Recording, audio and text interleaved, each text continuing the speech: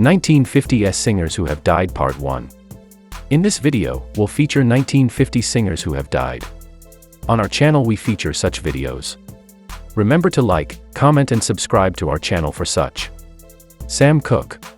Samuel Cooke, born January 22, 1931, known professionally as Sam Cooke, was an American singer and songwriter. Considered to be a pioneer and one of the most influential soul artists of all time, Cooke is commonly referred to as the King of Soul for his distinctive vocals, notable contributions to the genre and significance in popular music. Cooke was born in Clarksdale, Mississippi and later relocated to Chicago with his family at a young age, where he began singing as a child and joined the Soul Stirrers as lead singer in the 1950s.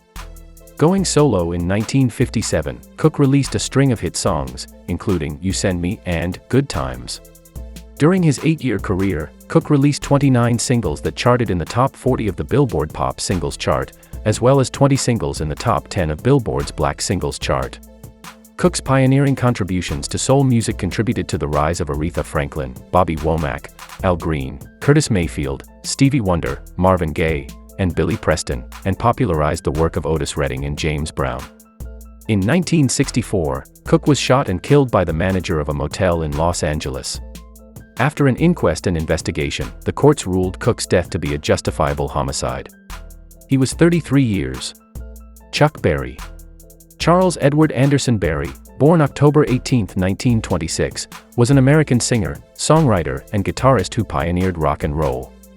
Nicknamed the father of rock and roll, he refined and developed rhythm and blues into the major elements that made rock and roll distinctive, with songs such as Maybelline, 1955, that sold over 1 million copies, Roll Over Beethoven, 1956, Rock and Roll Music, 1957, and Johnny B. Good, 1958. Writing lyrics that focused on teen life and consumerism, and developing a music style that included guitar solos and showmanship, Berry was a major influence on subsequent rock music. By the end of the 1950s, Berry was an established star, with several hit records and film appearances and a lucrative touring career. He had also established his own St. Louis nightclub, Berry's Club Bandstand. Berry was among the first musicians to be inducted into the Rock and Roll Hall of Fame on its opening in 1986. He was cited for having laid the groundwork for not only a rock and roll sound but a rock and roll stance. On March 18, 2017, Berry was found unresponsive at his home near Wentzville, Missouri. Emergency workers called to the scene were unable to revive him, and he was pronounced dead by his personal physician. He was 90. Frankie Lyman. Franklin Joseph Lyman, born September 30, 1942, was an American rock and roll/rhythm and blues singer and songwriter, best known as the boy soprano lead singer of the New York City-based early rock and roll doo-wop group The Teenagers. The group was composed of 5 boys, all in their early to mid-teens. The original lineup of The Teenagers, an integrated group, included 3 African-American members, Frankie Lyman, Jimmy Merchant, and Sherman Garnes, and 2 Puerto Rican members, Joe Negroni and Herman Santiago. The Teenagers' first single, 1950's IXS, Why Do Fools Fall in Love, was also their biggest hit. After Lyman went solo in mid-1957, both his career and that of the Teenagers fell into decline. He was found dead at the age of 25 on the floor of his grandmother's bathroom from a heroin overdose. He was posthumously inducted into the Rock and Roll Hall of Fame in 1993 as a member of the Teenagers. His life was dramatized in the 1998 film Why Do Fools Fall in Love? Louis Armstrong.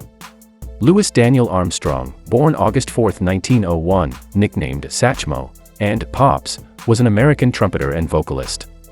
He was among the most influential figures in jazz. His career spanned 5 decades and several eras in the history of jazz. He received numerous accolades, including the Grammy Award for Best Male Vocal Performance for Hello, Dolly!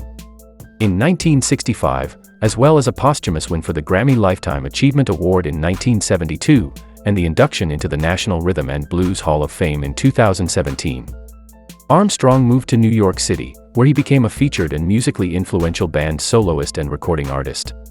By the 1950s, he was a national musical icon, assisted in part by his appearances on radio and in film and television, in addition to his concerts. His best-known songs include What a Wonderful World, La Vie en Rose, Hello, Dolly, On the Sunny Side of the Street, Dream a Little Dream of Me, When You're Smiling, and When the Saints Go Marching In. He collaborated with Ella Fitzgerald, producing 3 records together: Ella and Lewis, 1956, Ella and Lewis Again, 1957, and Porgy and Bess, 1959. He also appeared in films such as A Rhapsody in Black and Blue, 1932, Cabin in the Sky, 1943, High Society, 1956, Paris Blues, 1961, A Man Called Adam, 1966, and Hello, Dolly, 1969.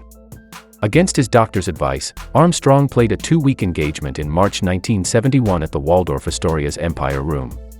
At the end of it, he was hospitalized for a heart attack. He was released from the hospital in May, and quickly resumed practicing his trumpet playing. Still hoping to get back on the road, Armstrong died of a heart attack in his sleep on July 6, 1971 at age 69.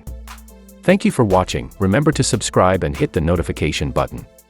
See you on the next video.